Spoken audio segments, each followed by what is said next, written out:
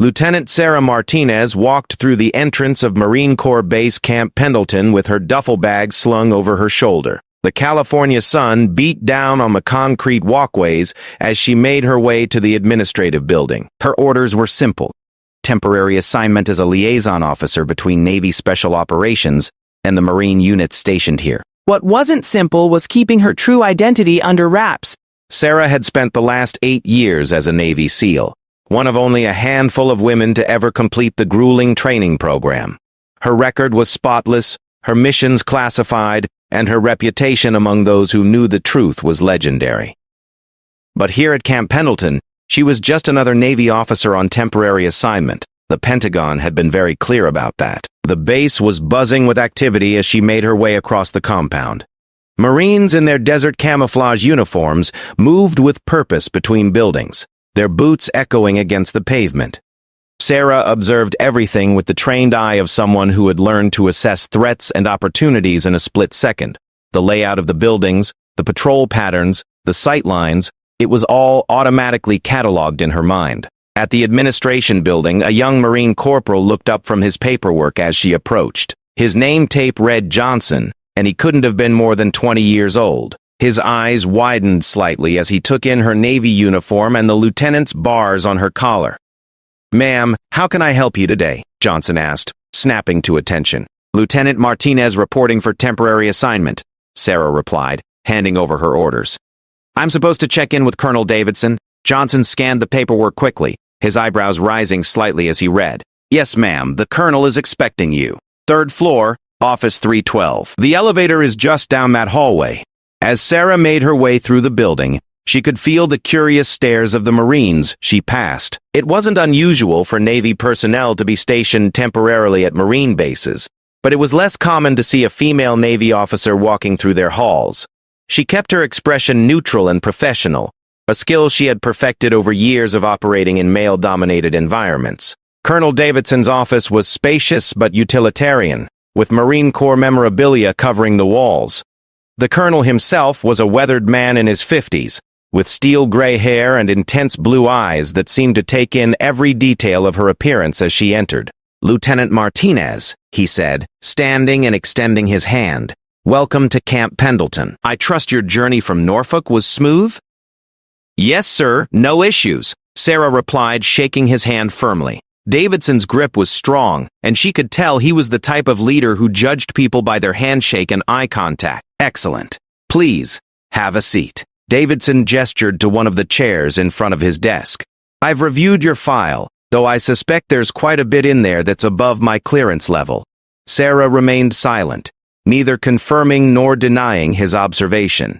The colonel smiled slightly at her discretion. "What I can tell you is that you come highly recommended for this liaison position. The Marines and Navy SEALs have been working more closely together in recent operations, and having someone who understands both sides of the equation will be valuable." "I'm here to facilitate whatever cooperation is needed, sir," Sarah responded. "Good to hear. Now, I should mention that some of my Marines might be a bit skeptical at first. Nothing personal, you understand, but they're used to working with their own kind. I'm sure you can handle whatever initial resistance you might encounter." Sarah nodded, though internally she was already preparing for the challenges ahead. She had faced skepticism before, though usually not while having to hide her true qualifications.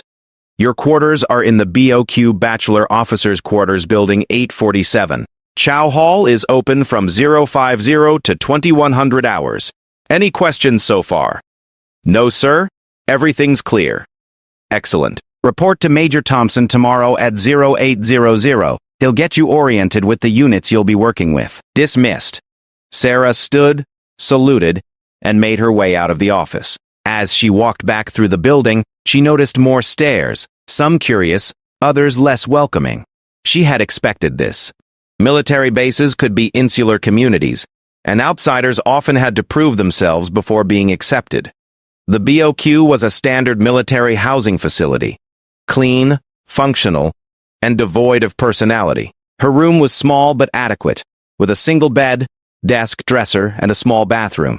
Sarah unpacked efficiently, a skill honed through years of rapid deployments. Her civilian clothes went in the dresser, her uniforms in the small closet. Her personal items were few but meaningful. A photo of her family, a small cross her grandmother had given her, and a book of poetry that had traveled with her on every mission. As evening approached, Sarah decided to grab dinner at the mess hall. She wanted to get a feel for the social dynamics on base, and meal times were always good opportunities for observation. The mess hall was a large, noisy space filled with long tables and the constant chatter of hundreds of Marines. The smell of institutional cooking hung in the air, not unpleasant, but distinctly military. Sarah grabbed a tray and moved through the serving line. The food was typical base fare: meatloaf, mashed potatoes, green beans, and dinner rolls. She found an empty table toward the back of the hall and sat down to eat, using the opportunity to observe the interactions around her. The Marines sat in clearly defined groups, officers at some tables, enlisted personnel at others, with further subdivisions based on unit assignments and rank. The conversation was loud and often punctuated by laughter, the kind of easy camaraderie that developed among people who lived and worked closely together. As Sarah ate, she noticed several Marines glancing in her direction. Some looks were merely curious. Others seemed to carry a hint of challenge.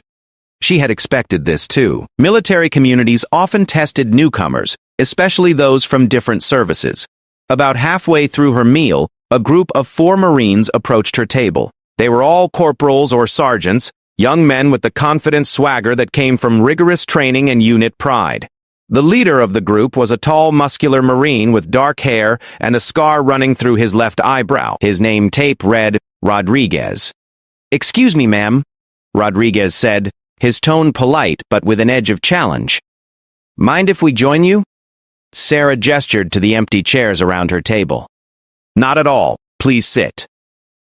The 4 Marines sat down, their movements coordinated in a way that suggested they had worked together for a long time. Rodriguez leaned forward slightly, his eyes fixed on Sarah's uniform insignia. "So, Lieutenant, what brings a Navy officer to our little corner of paradise?" he asked. The question was asked with a smile, but Sarah could hear the underlying skepticism. "Liaison assignment," Sarah replied simply. "Coordination between Navy Special Operations and Marine units." "The Special Operations, huh?" Another Marine whose name tape read Williams chimed in. "What kind of Special Operations experience does a Navy lieutenant have?" Sarah took a bite of her meatloaf before responding. "The kind that's above your clearance level, Sergeant." The table fell silent for a moment. Rodriguez's smile widened, but it didn't reach his eyes. "Is that right?" "Well, that's interesting. You know, we get a lot of Navy folks through here, and most of them are pretty eager to share war stories." "I'm not most Navy folks," Sarah replied calmly. "No, I don't suppose you are," Rodriguez said. "Tell me, Lieutenant, what do you think of Marines?" The question was clearly a test, and Sarah could feel the tension building at the table. Other Marines in the vicinity had begun to take notice of the conversation, and she was aware of more eyes turning in their direction. "I think Marines are highly trained, disciplined warriors who serve their country with honor," Sarah replied. "Same as every other service member, worth the uniform they wear." "That's a very diplomatic answer," William said. "But what do you really think? Come on, be honest. Navy officers usually have some pretty strong opinions about Marines." Sarah set down her fork and looked directly at Williams. "What I really think is that good Marines, like good sailors, airmen, and soldiers, are defined by their actions, not their service affiliation.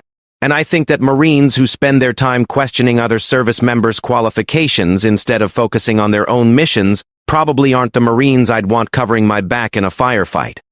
The statement hung in the air like a thrown gauntlet. Rodriguez's smile faded completely, and the other Marines shifted in their seats. Sarah could see that her response had been more confrontational than they expected. "That's a pretty bold statement from someone who's never been in a real fight," Rodriguez said, his voice dropping lower. Sarah met his gaze steadily. "What makes you think I've never been in a real fight? Because if you had, you'd know that Marines don't leave anyone uncovered, regardless of what service they're from. And you'd also know that earning respect in this community requires more than just showing up with shiny lieutenant's bars and classified clearances." You're absolutely right, Sarah said, standing up from the table. Respect is earned through actions. I guess we'll see what my actions are worth. She picked up her tray and walked away, leaving the 4 Marines sitting at the table. As she disposed of her dishes and left the mess hall, she could feel dozens of eyes following her movement. Word would spread quickly through the base about the exchange, she knew. By morning, every Marine on base would have heard some version of the story. Walking back to the BOQ in the gathering darkness, Sarah reflected on her first day. The confrontation in the mess hall had been inevitable, she supposed. Military communities always tested newcomers, and her situation was complicated by the need to maintain her cover. She couldn't reveal her true qualifications, which meant she would have to prove herself through other means. Her phone buzzed with a text message from her commanding officer back in Norfolk. "How's the integration going?" Sarah typed back, "About as expected. Give me a week." "Problems?" came the quick response. "Nothing I can't handle," she replied. Back in her room, Sarah changed into PT gear and did a quick workout, push-ups, sit-ups, and stretches to work out the tension from the day. Physical exercise had always been her way of processing stress and preparing mentally for challenges ahead. As she got ready for bed, she thought about the Marines she had met. Rodriguez and his friends were clearly testing her, but she had sensed something deeper in their challenge. They were protective of their community and suspicious of outsiders who claimed special qualifications they couldn't verify. In their position, she might have reacted the same way. The next morning would bring new challenges, she knew. Major Thompson would likely have heard about the mess hall incident, and her first official day would be colored by the perceptions that were already forming about her. But Sarah had faced worse odds before. In places where the stakes were life and death rather than just professional reputation, she set her alarm for 0530 and settled in for the night. Tomorrow, she would begin the delicate process of proving herself without revealing who she really was. It would require all of her skills, not just the physical ones learned in SEAL training, but the psychological and tactical ones that had kept her alive in hostile territory around the world. As she drifted off to sleep, Sarah Martinez, Navy SEAL, prepared for what might be her most challenging mission yet, earning the respect of the Marines while keeping her true identity secret. The mess hall confrontation had been just the opening move in what promised to be a complex game of military politics and personal pride. Tomorrow would bring the real test. Sarah's alarm went off at 0530, but she was already awake. Years of military service had trained her body to wake before any alarm, a survival mechanism that had served her well in hostile environments. She went through her morning routine with practiced efficiency, PT gear, a 5-mile run around the base perimeter, shower, dress in her Navy working uniform, and a quick breakfast of coffee and oatmeal from the small supply she kept in her room. By 0800 sharp, she was standing outside Major Thompson's office. The Major was a compact man in his 40s, with prematurely gray hair and the weathered look of someone who had seen multiple deployments. His office walls were covered with photographs from various operations and training exercises, and Sarah noticed several commendations for combat actions in Afghanistan and Iraq. "Lieutenant Martinez," Major Thompson said as she entered. "Please, have a seat." "Coffee?" "Thank you, sir. I'm good." Thompson poured himself a cup from a well-used coffee maker in the corner of his office before settling behind his desk. "I heard you had an interesting evening in the mess hall yesterday." Sarah kept her expression neutral. "Just getting acquainted with some of the Marines, sir. Rodriguez and his squad." Thompson leaned back in his chair. "Good Marines, actually. Rodriguez has 2 Bronze Stars and a Purple Heart from his deployments. Williams, Garcia, and Patterson are all solid performers. They're protective of their unit and skeptical of outsiders, but they're not troublemakers." "Understood, sir." "The thing is, Lieutenant, they're also influential among the enlisted personnel. How this situation develops between you and them is going to affect how the entire base views your assignment here." Sarah nodded. "What would you recommend, sir?" Thompson studied her for a moment. "Honestly, I'd recommend you find a way to demonstrate your competence without getting into a pissing contest. These Marines respect action more than words, and right now, all they know about you is that you claim to have classified credentials they can't verify. What opportunities might present themselves for that kind of demonstration? Well, there's a joint training exercise coming up next week. Marines and Navy SEALs working together on a simulated hostage rescue scenario. You'll be observing as part of your liaison duties, but Thompson paused, seeming to weigh his words carefully. There might be opportunities for more active participation if you're qualified. A joint exercise would give her a chance to observe Navy SEAL operations while maintaining her cover, and potentially to demonstrate skills without revealing their true source. I'd be very interested in participating however I can, sir. In the meantime, I'm assigning you to work with Lieutenant Colonel Harris on coordination protocols. She's our operations officer and has experience working with special operations units. You'll find her office in Building 201. After leaving Thompson's office, Sarah made her way across the base to Building 201. The morning was already warm, and she could see Marines conducting physical training in various areas around the compound. Their discipline and intensity were impressive, she had to admit. Whatever else might be said about inter-service rivalries, the Marines maintained excellent standards.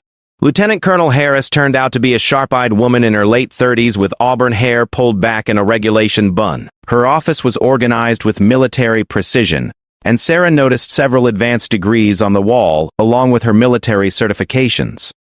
"Lieutenant Martinez," Harris said, rising from her desk. "I've been looking forward to meeting you. I understand you have experience coordinating special operations activities?" "Yes, ma'am, though mostly from the Navy side of things." "Well, you'll find that Marines approach things a bit differently, but the fundamentals remain the same. Please, have a seat and let's talk about what we're trying to accomplish here." For the next 2 hours, Harris walked Sarah through the various joint operation scenarios that the base regularly participated in. The lieutenant colonel was knowledgeable and professional, asking probing questions about Navy procedures and sharing insights about Marine tactics and capabilities. "The upcoming exercise with the SEALs will be particularly interesting," Harris said. "We're simulating a scenario where Marines provide perimeter security and support while the SEALs conduct the primary mission. Your input on Navy protocols will be valuable." "I'd be happy to help however I can, ma'am." "Excellent. Now, I should mention that there's been some chatter about your arrival on base. Nothing unusual, just the normal new person evaluation that happens in any close-knit community." Sarah smiled slightly. "I imagine my conversation with Sergeant Rodriguez last night contributed to that chatter." Harris laughed. "That it did. Rodriguez is a good Marine, but he has a tendency to test people. Don't take it personally. He does the same thing to new Marines who transfer into his unit. How do most people handle his testing? The smart ones find ways to demonstrate competence without getting drawn into confrontations. The not-so-smart ones either back down completely or try to out-macho him. Neither approach tends to work out well." As Sarah left Harris's office, she was pondering the lieutenant colonel's advice when she encountered Rodriguez and his squad near the building entrance. The 4 Marines were in PT gear, apparently returning from a training run. Rodriguez nodded politely as they approached. "Good morning, Lieutenant," he said. "Settling in okay?" "Very well, thank you, Sergeant." Sarah's tone was professional but not cold. "That's good to hear. Listen, my squad runs PT every morning at 0600. If you're interested in joining us sometime, you're welcome." Sarah recognized the offer for what it was. Another test, but one framed as inclusion rather than confrontation. "I appreciate that. What kind of PT do you usually do?" "Oh, you know the usual Marine stuff. Running, obstacle courses, combat conditioning. Nothing too intense." Rodriguez's smile suggested that his definition of not too intense might be different from most people's.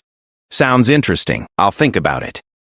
As the Marines continued on their way, Sarah heard Williams mutter to Garcia, "Think she'll actually show up?" $5 says she finds an excuse," Garcia replied. Sarah made a mental note of the bet. She had been challenged again, this time more subtly but no less clearly. The question was whether to accept immediately or let them wonder for a while. In the end, she decided on a middle approach. That evening, she approached Rodriguez in the mess hall. He was sitting with the same group as the night before, but the atmosphere was less tense. "Sergeant Rodriguez," she said, stopping by their table. "About that PT invitation. What time and where do you meet?" Rodriguez looked up, clearly surprised that she was taking the initiative. 0600 at the obstacle course behind Building 154. You sure you want to subject yourself to Marine PT? I think I can handle it, Sarah replied. See you tomorrow morning. As she walked away, she heard William say, well, I'll be damned, she's actually going to do it. The next morning, Sarah arrived at the obstacle course at 0555. Rodriguez and his squad were already there, along with about a dozen other Marines. The obstacle course was a formidable construction of walls, ropes, crawling pits, and various climbing challenges.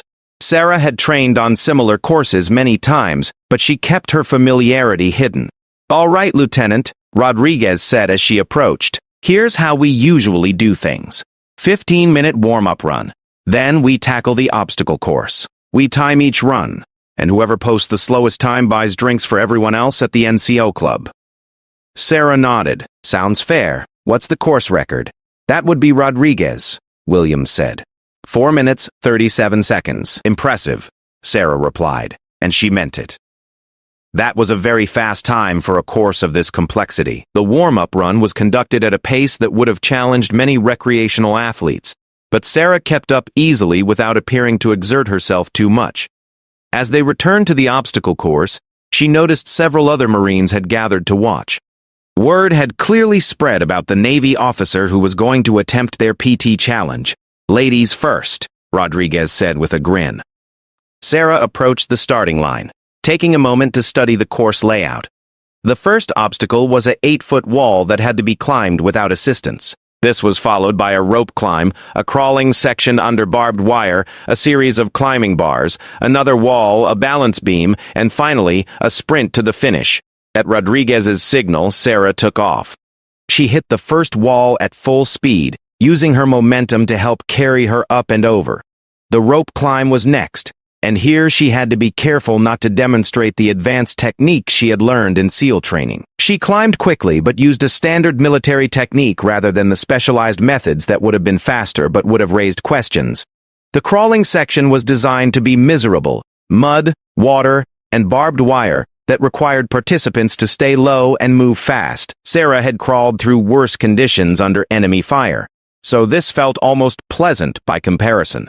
She maintained a steady pace, not trying to set records, but not struggling either. The climbing bars required upper body strength, and here Sarah's extensive training showed despite her efforts to moderate her performance.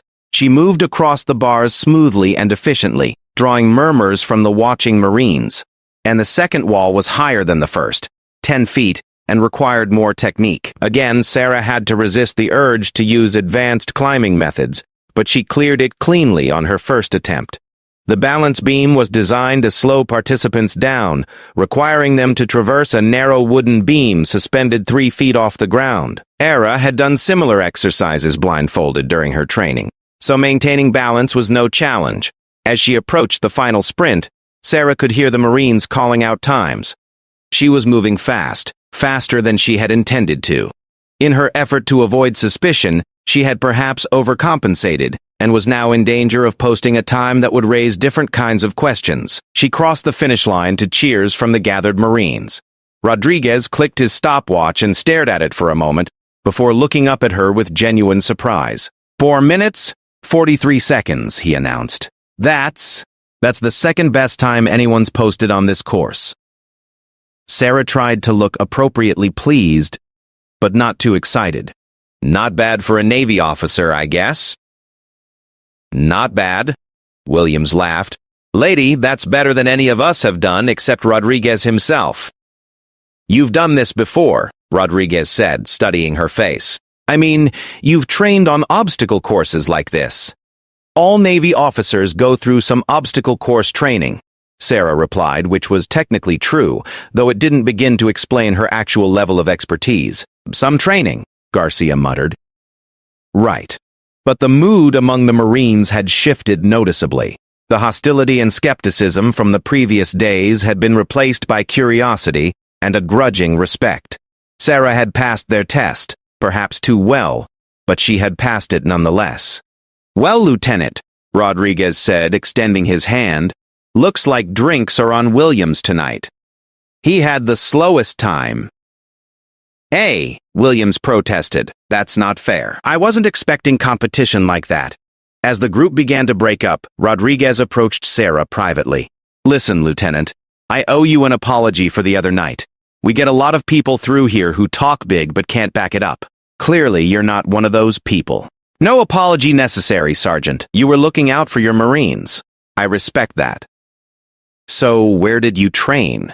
That performance didn't come from standard Navy PT. Sarah had been expecting this question and had prepared her answer.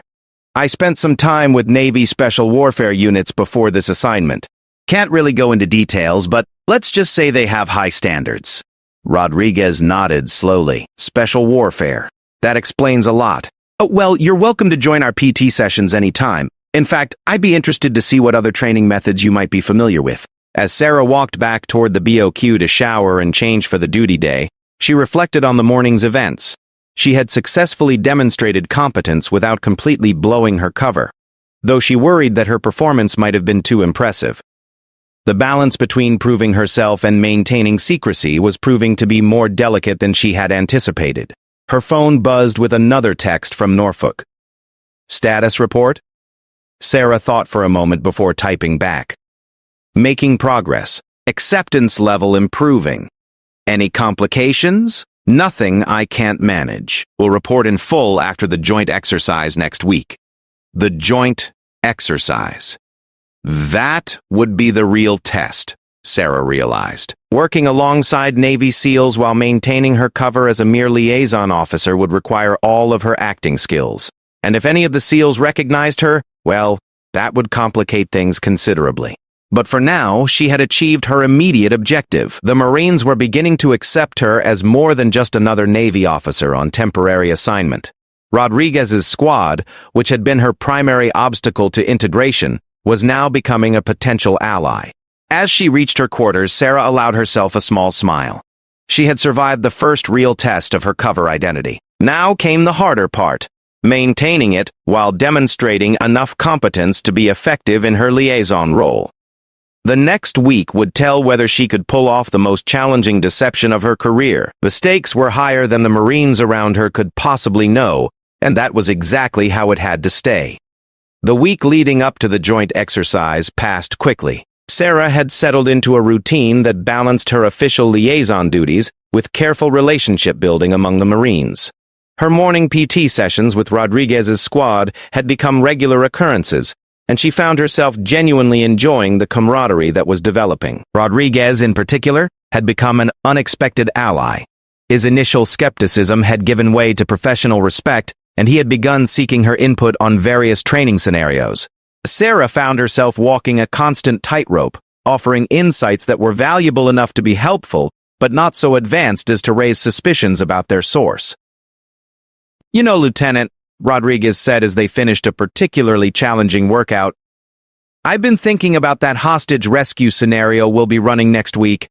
The Marines are supposed to provide perimeter security, but I can't help feeling like we're missing something in our approach. Sarah wiped sweat from her face with her towel. What kind of something? Well, the way it's planned now, we set up the perimeter and then wait for the SEALs to do their thing. But what if the situation goes sideways? What if they need backup or extraction support? It was a good question, and Sarah could see several potential improvements to the exercise plan. The challenge was suggesting them without revealing that she had extensive experience in exactly these types of operations. Have you talked to Major Thompson about your concerns? I mentioned it, but he said to stick to the original plan. The thing is, I've worked with SEALs before, and they appreciate Marines who can think on their feet and adapt when necessary. Sarah nodded thoughtfully. Maybe you could run some contingency scenarios with your squad, practice different responses to various situations that might arise. You want to help us think through some possibilities? The invitation was tempting, but Sarah knew she had to be careful. I'd be happy to offer a Navy perspective on how special operations teams typically operate. That afternoon, Sarah found herself in an empty classroom with Rodriguez's squad, sketching out tactical scenarios on a whiteboard. She had to constantly remind herself to present ideas as theoretical possibilities rather than hard-won experience. So let's say the primary assault team encounters unexpected resistance. She began. What would be your options for providing support while maintaining perimeter security? Williams raised his hand. Send a fire team to reinforce them? That's one option, but then you've weakened your perimeter. What else? Call for additional backup, Garcia suggested. Good, but that takes time. What could you do immediately? The Marines thought for a moment. Patterson, who had been quiet during most of their previous interactions, spoke up. Reposition to provide covering fire from a different angle? Exactly, Sarah said, feeling a surge of satisfaction at their engagement. The key is maintaining flexibility while not abandoning your primary mission.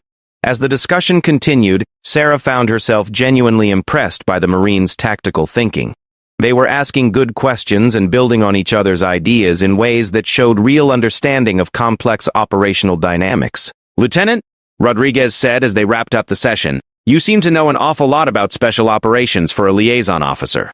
Sarah felt a familiar flutter of caution. I've spent time studying these operations as part of my Navy career. Understanding how different units work together is essential for effective coordination. Right. But some of the things you're talking about, those sound like lessons learned from actual experience, not just from studying manuals. The comment hung in the air, and Sarah could feel the other Marines watching her reaction. This was dangerous territory, but she had to navigate it carefully. Every officer learns from the experiences of others, she said finally. The Navy has extensive debriefs and case studies from previous operations. Part of professional development is absorbing those lessons. Rodriguez nodded slowly, but Sarah could see that he wasn't entirely satisfied with her answer. She was walking a increasingly narrow line between credibility and exposure. The night before the exercise, Sarah lay in her bunk staring at the ceiling. Tomorrow would bring her face to face with active-duty Navy SEALs while she maintained her cover as a liaison officer. The possibility of recognition was real, and she had spent hours thinking through contingency plans if her identity was compromised. Her phone buzzed with a text from Norfolk. Exercise begins tomorrow. Remember, maintain cover at all costs. Mission success depends on it. Sarah typed back. Understood. We'll maintain operational security. But as she tried to sleep, she couldn't shake the feeling that tomorrow would bring challenges she hadn't fully anticipated. The exercise began at 0500 with a briefing in the base theater. Sarah sat in the back with other observers watching as the operational plan was presented to the combined Marine and SEAL teams. The scenario was complex. A terrorist group had taken hostages in a compound, and the joint force needed to conduct a rescue operation. As the SEAL Team Commander, Lieutenant Commander James Morrison, outlined the assault plan, Sarah found herself automatically analyzing the tactical elements. The approach was solid, but had some potential vulnerabilities that more experience might have revealed. She found herself taking notes, then caught herself and put her pen down. A liaison officer might observe, but probably wouldn't be conducting detailed tactical analysis. After the briefing, the teams moved to the training facility, where a mock compound had been constructed. Sarah positioned herself with the other observers on a raised platform that provided a clear view of the action. The Marines moved out first, establishing a perimeter around the compound with practiced efficiency. Rodriguez's squad took position on the eastern approach, their movements coordinated and professional. Sarah felt a surge of pride, watching them implement some of the contingency planning they had discussed. The SEALs approached 15 minutes later, moving with the fluid precision that Sarah knew so well. Watching them brought back memories of her own operations, and she had to consciously remind herself to maintain her observer role. The initial assault went according to plan. The SEALs breached the compound while the Marines maintained their perimeter positions. But then, as often happened in training exercises, the scenario controllers introduced complications. Hostile reinforcements approaching from the north, the exercise controller announced over the radio. Multiple vehicles, estimated 12 to 15 combatants. Sarah watched as the situation began to develop. The Marine perimeter was oriented primarily toward external threats, but the approaching reinforcements would require a rapid repositioning of forces. On the platform around her, she could hear other observers commenting on the evolving tactical situation. Rodriguez's voice came over the radio. Bravo team repositioning to address northern approach, maintaining overwatch on primary compound. It was exactly the kind of adaptive response they had discussed in their planning session. Sarah felt a surge of satisfaction, followed immediately by concern as she saw a potential problem developing. The repositioning Marines were moving into a position where they could provide effective covering fire against the reinforcements, but they were also moving into a potential crossfire situation with the SEAL assault team. If the exercise controllers introduced additional complications, there could be a tactical disaster. Sarah found herself leaning forward, her hands gripping the railing of the observation platform. Her instincts were screaming at her to intervene, to suggest a better positioning that would avoid the potential problem. But she was supposed to be an observer, not a tactical advisor. "This is interesting," said a voice beside her. Sarah turned to see a Navy officer she didn't recognize, a lieutenant commander with SEAL Trident insignia. "The Marines are about to put themselves in a crossfire situation." "You think so?" Sarah asked, trying to sound like someone making an observation rather than someone who had immediately identified the same problem. "Yeah, look at their positioning. If the exercise controllers have the assault team exit from the rear of the compound at the same time the Marines engage the reinforcements, somebody's going to be in trouble." Even as he spoke, Sarah could see the situation developing exactly as he had predicted. The radio chatter was becoming more intense as the various team leaders tried to coordinate their movements in real time. "Romeo team, be advised, friendly forces repositioning on your 6. Morrison's voice came over the radio. "Copy that, Romeo team. We have visual on northern reinforcements. Engaging now." The sound of blank gunfire erupted from the training area as the Marines engaged the simulated reinforcements. At the same time, Sarah could see the SEAL team preparing to exit the compound from the rear, exactly into the Marines' field of fire. "This is about to get ugly," the lieutenant commander beside her muttered. Sarah watched in growing tension as the tactical situation deteriorated. The exercise controllers were pushing both teams hard, and the coordination that should have prevented problems was breaking down under pressure. Then Rodriguez's voice came over the radio, calm and professional. "Romeo team, Bravo team is shifting fire lanes to the northeast. Your rear exit is clear. Repeat, your rear exit is clear." Sarah let out a breath she hadn't realized she was holding. Rodriguez had identified the same problem and was implementing one of the contingency solutions they had discussed. His squad smoothly shifted their positions, maintaining pressure on the simulated reinforcements while creating a clear exit corridor for the SEALs. "Nice work by that Marine sergeant," the lieutenant commander observed. "That kind of tactical flexibility is exactly what we need in joint operations." The exercise continued for another 30 minutes, with both teams adapting to additional complications introduced by the controllers. Throughout it all, Rodriguez's squad performed flawlessly, demonstrating exactly the kind of adaptive thinking that Sarah had hoped to encourage. When the exercise concluded, both teams assembled for a debrief. Major Thompson led the session, with input from Lieutenant Commander Morrison and the exercise controllers. "Overall, excellent performance by both teams," Thompson began. "The coordination between Marine and Navy units was particularly impressive, especially during the complication phase." Morrison nodded his agreement. "I want to specifically commend Sergeant Rodriguez and his squad for their tactical flexibility. When the situation changed, they adapted their positioning without losing sight of their primary mission. That kind of thinking is what makes joint operations successful." Sarah felt a surge of pride for Rodriguez and his Marines. They had performed exactly as she had hoped, demonstrating that Marines and SEALs could work together effectively when properly prepared. After the debrief, as the teams were dispersing, Lieutenant Commander Morrison approached Sarah. "Lieutenant Martinez, isn't it?" he said, extending his hand. "I'm James Morrison.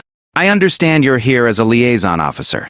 "That's right, sir," Sarah replied, shaking his hand. "Coordinating between Navy Special Operations and Marine units." Morrison studied her for a moment, and Sarah felt a familiar tension. Did he recognize her?